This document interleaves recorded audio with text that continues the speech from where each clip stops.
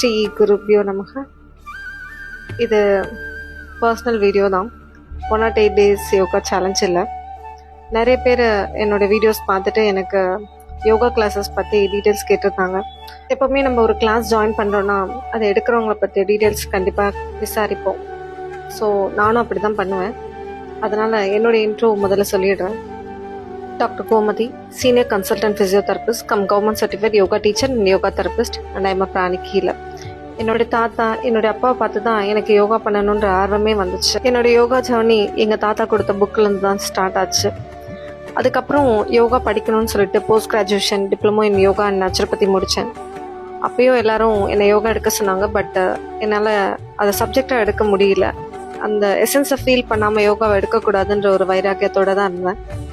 அதுக்கப்புறம் யோகாவோட அந்த தாகம் இருந்துகிட்டே இருந்தது. ஸோ பிராணிக் ஹீலிங் படித்தேன். பிராணிக் ஹீலிங்கில் அர்ஹாட்டிக் யோகா வரைக்கும் முடித்தேன். அப்பையும் இன்னும் கொஞ்சம் படிக்கணும்னு தோணுச்சு, இன்னும் ஆழமாக யோகாவை பற்றி தெரிஞ்சுக்கணும்னு சொல்லிட்டு YCP level 3 மினிஸ்ட்ரி ஆஃப் ஆயுஷோட yoga teacher and evaluator clear பண்ணேன். அதுக்கப்புறம் YCP level 6 yoga therapist appear ஆகி ஃபர்ஸ்ட் அட்டம்ப்ட்லேயே கிளியர் பண்ணேன்.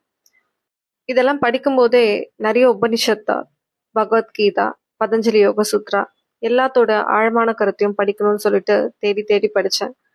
யோகாவை வெறும் சிலபஸாக எடுத்து படிக்க எனக்கு தோணலை.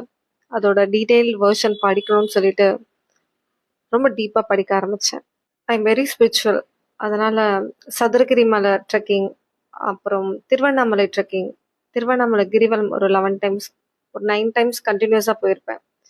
அகத்தியர் மலை ட்ரெக்கிங் போயிருக்கேன். ஏன்ஷியன் புக் ஆஃப் ரெக்கார்ட்ஸில் 151 ஆசனாஸை 30 minutesலையும், நோவா வேர்ல்ட் ரெக்கார்ட்லேயும் 150 seconds சேதுபந்தாசனையிலையும் அச்சீவ் பண்ணியிருக்கேன். எவ்வளோதான் படித்தாலும் அது உணராத வரைக்கும் அதோட ஃபுல் எசன்ஸ் நம்மளுக்கு கிடைக்காதுன்றதை புரிஞ்சுக்கிட்டேன். ஸோ கடைசியாக விபாசனாவும் போயிட்டேன்.